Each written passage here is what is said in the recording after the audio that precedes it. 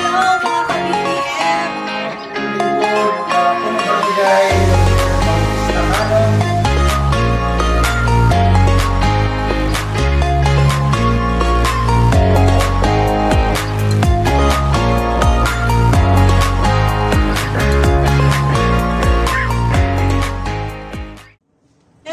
Hello mga ka-BBM, naririto na naman po tayo para sa bagong segment ng ating napakarami na nating napag-usapan, napakarami na nating napuntahan na lugar. At syempre, kasama pa rin natin ang ating punong barangay, Elmer Cano, para dun sa pagpunta sa mga bahay nung mga gusto niyang makasama sa kanyang paglilingkod. So naririto naman po tayo sa ating segment na Buhay, Barangay at Mamamayan. Ayan mga ka-BBM, so ngayon po, tayo po ay pupunta sa bahay ni Kagawad Renz Ablasa. So kasama natin ang ating punong barangay Elmer Cano para siya ikausapin. So tara na! Opo, magandang hapon po. Opo.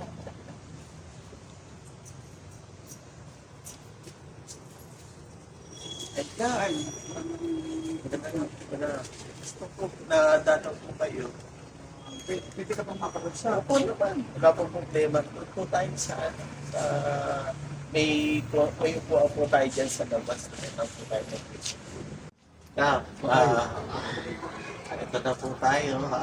Ano po bang maipaglilingkod ko po? Alam mo na, Kagawad, dahil malapit na eleksyon, yung ating mga dating kasama, pinakausap ko.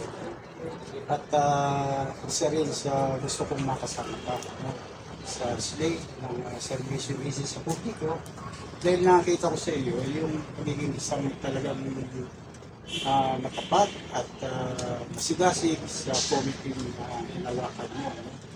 Kaya naisip ko na tanungin ka kung ano ba ang plano mo, ano ba ay tatakbo ulit o ano bang Una, maraming salamat sa pagtitiwala na at hindi nyo man ako tanungin at hindi nyo man ako puntahan kung puso po ang akong susuporta sa inyo dahil nakita ko po yung inyong katapatan at maayos na paghawak po ng ating barangay. Kaya po 100% po na ako po ay sasama sa iyong partido. ay salamat, no? Siguro makikita mo yung ibang mga kinausap natin para magkasama-sama. So maraming salamat sa pagtitiwala at naasahan ko na yung iyong pagsuporta ay lubusan para sa grupo. Salamat po. Okay. Salamat.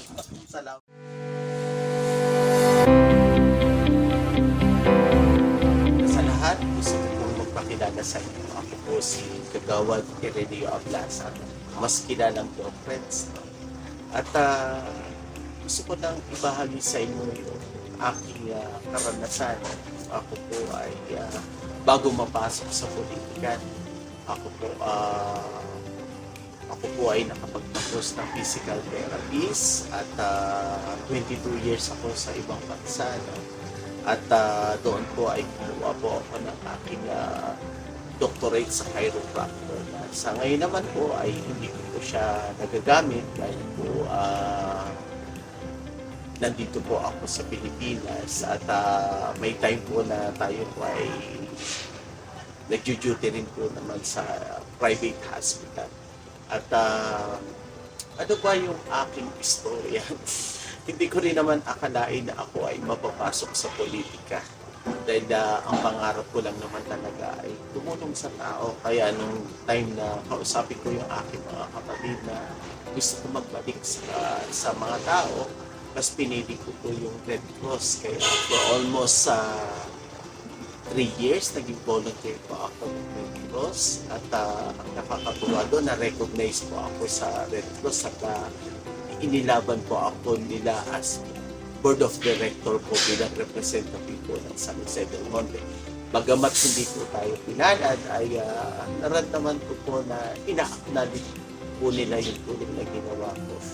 At naalala ko, nung unang takbo ko, siguro yung mga taong nababaan ko, natulungan ko, ay yung mga taong nagtiwala upang ako ay manalo sa Barangay Graceville.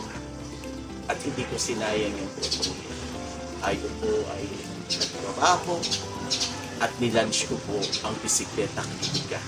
Yung bisikleta klinika na yan ay pamamaraan ko po upang mas ilapit po ang tao sa kalusugan. Ito po ay isang advokasya ko po na sinabi ko po nung unang po ako tumakbo at alam ko po naramdaman po ng tao yun. Kaya naman po sa pangalawang pagkakataon po, muli po nila akong tulungan at hinalal noong 2018 at nakita ko po yung outcome. No?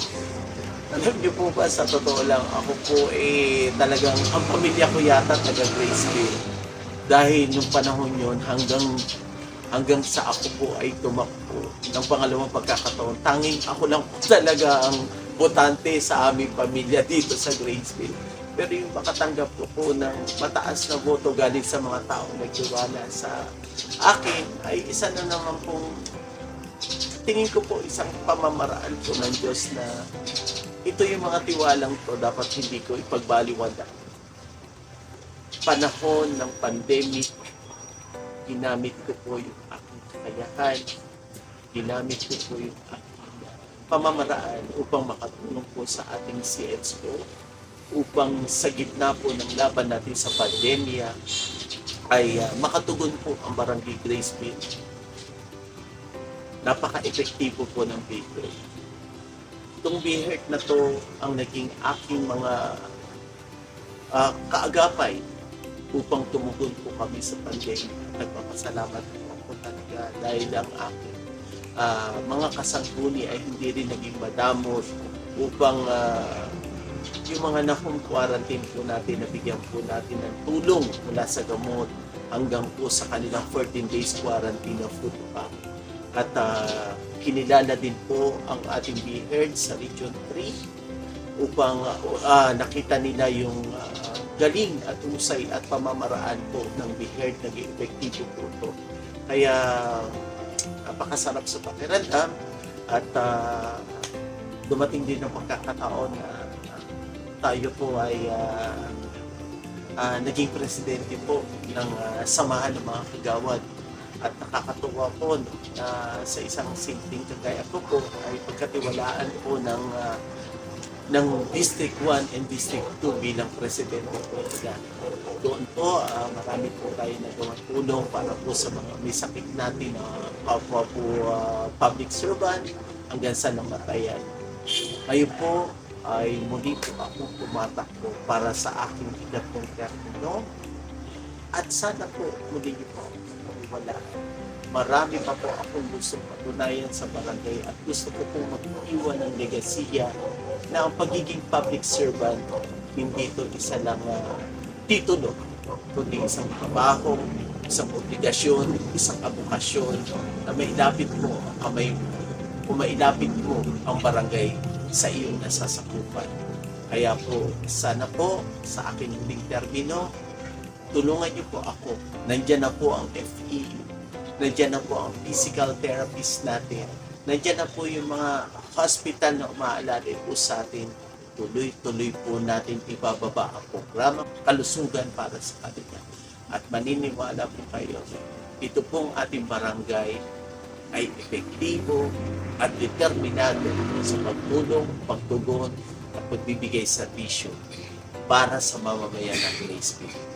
Maraming po salamat sa pagtulong. God bless.